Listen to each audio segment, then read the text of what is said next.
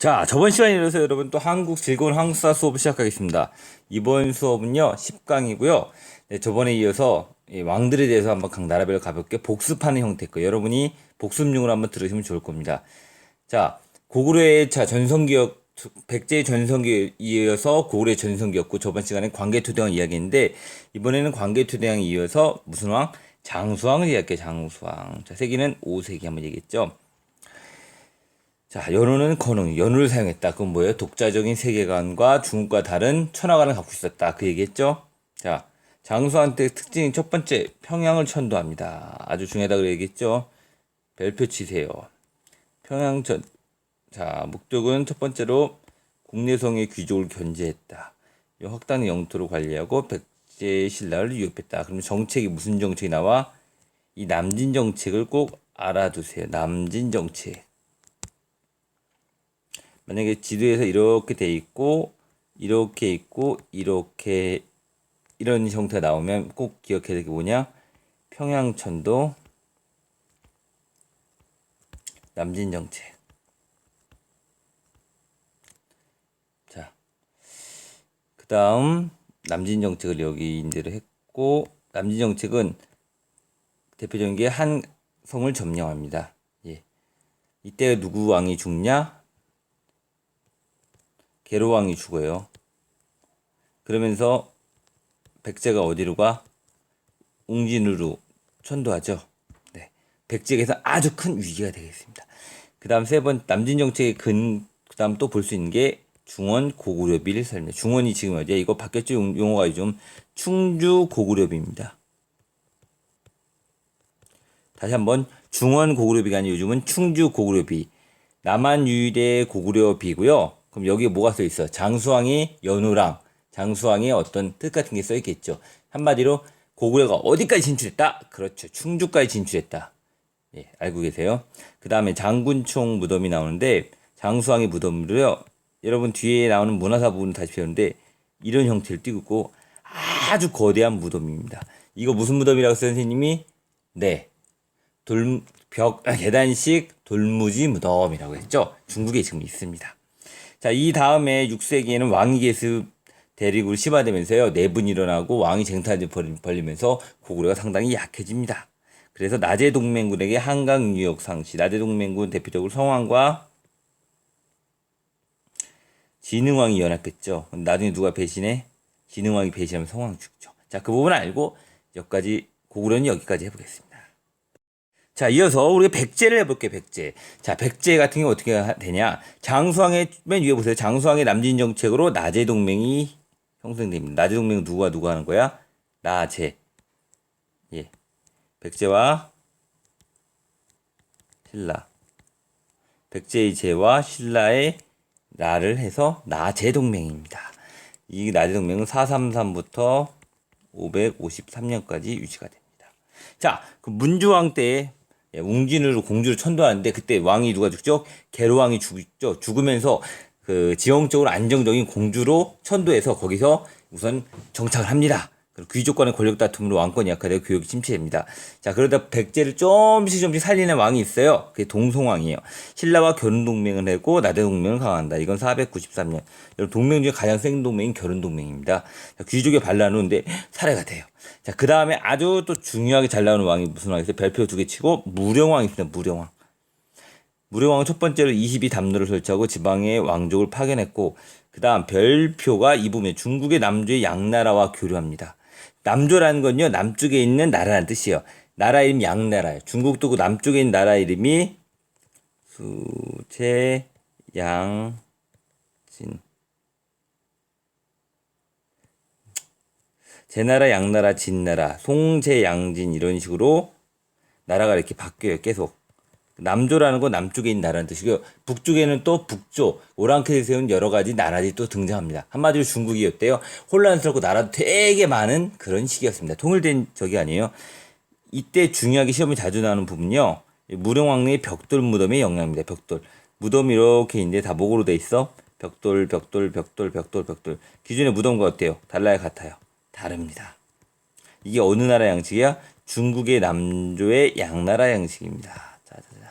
근데 이 왜 무령왕릉이 중요하냐? 남조의 영향도 받았겠지만 가장 중요한 이유는 이 무령왕이 교류도 할 수 있고 또 하나 이 왕은 삼국시대에 이 왕의 무덤은 누구 거다라고 딱 이렇게 나온 무덤이 이 무령왕릉밖에 없어요.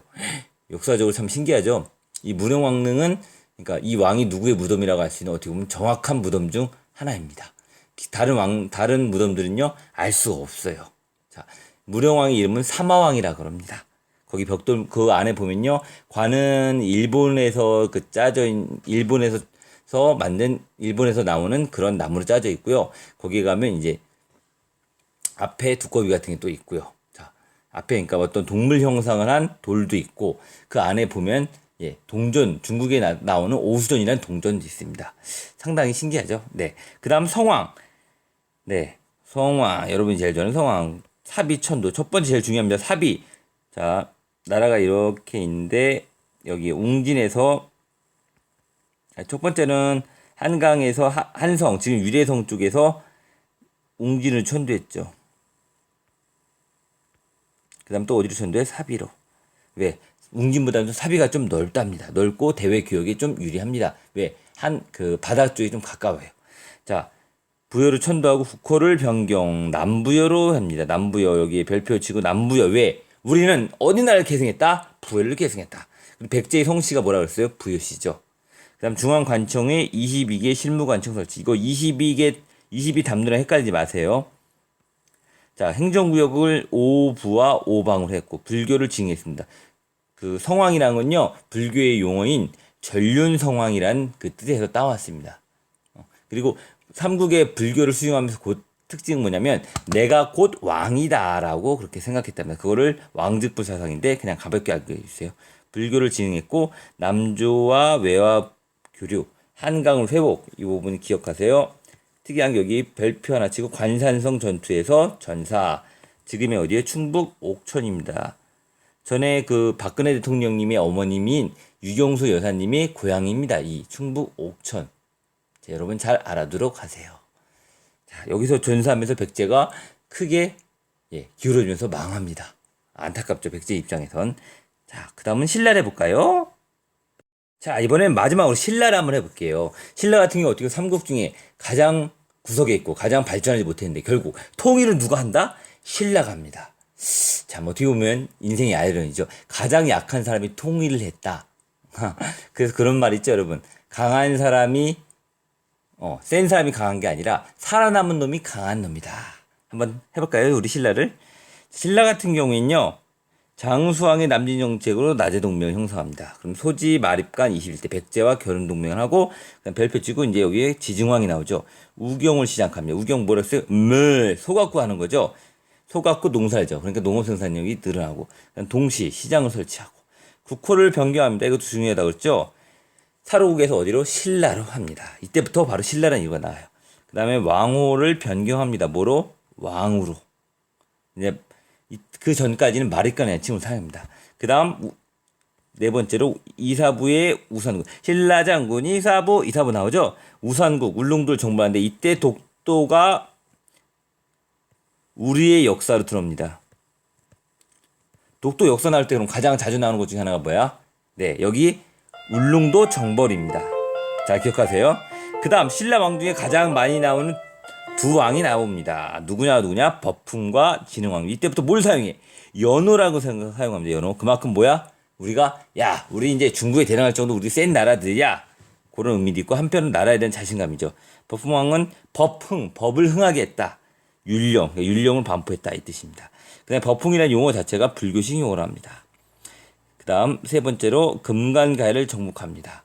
이때 넘어온 게 김유신 집안이라고 하죠. 예.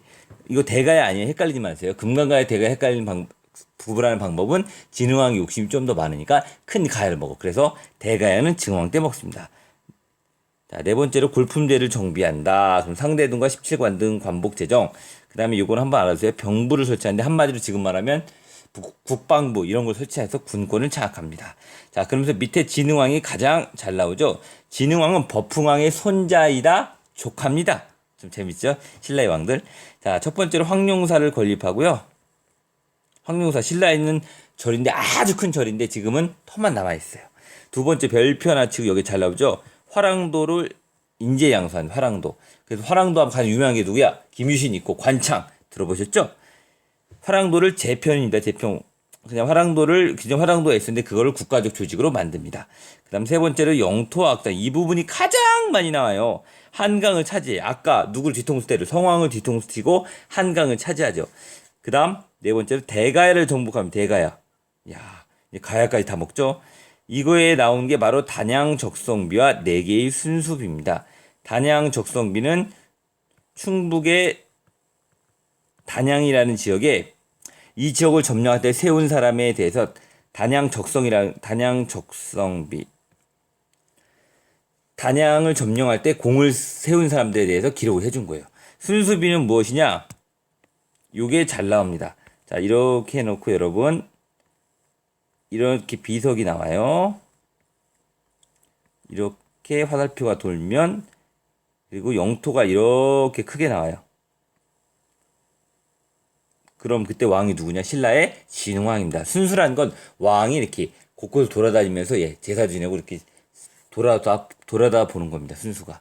가볍게 알고 계세요. 자, 여기까지 한번 살펴봤고요. 선생님이 지난번에 했던 그 표 한번 기억나시죠? 요 표를 꼭 기억하세요. 자, 전성기와 나라는 크게, 죄송합니다. 체제 정비기. 그리고 나라는 전성기. 이렇게 크게 있습니다. 나라가 갑자기 어렸을 때 어린아이가 갑자기 어른이 되는 게 아니라 어떤 청소년기 거치죠. 그게 체제 정비입니다. 그리고 외울 때는 고백신, 고구려, 백제, 신라 이렇게 써놓으시고요. 시기도 쉬워요. 자, 2세기, 3세기, 4세기. 자, 전성기는 누가 먼저 해? 백제가 4세기, 고구려 5세기, 신라는 6세기. 자, 이렇게 알아두시고요. 왕들 다 기억하시죠? 네. 보통 태조, 고이, 뇌물. 여기는 누구야? 광개토대왕, 장수왕, 근초. 여기는 법진흥인데 이 법흥왕은 요 사이에 양쪽 다 들어갈 수 있고요. 중간에 뇌물왕 말고 약간 나올 수 있는 왕은 지증왕 정도가 됩니다. 이쪽은 소수림왕 정도가 중요해요.